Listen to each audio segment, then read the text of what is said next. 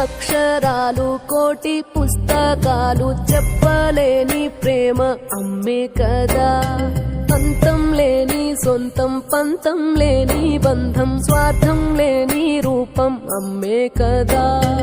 ఎంత నిండుగా నీడనిచ్చిన ఎండ తప్పని చెట్టే అమ్మ, కంటి నిండుగా నీరే పొంగిన రెప్పముయని చూపే అమ్మ.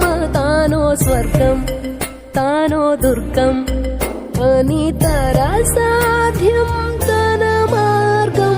వేల అక్షరాలు కోటి పుస్తకాలు చెప్పలేని ప్రేమ అమ్మే కదా.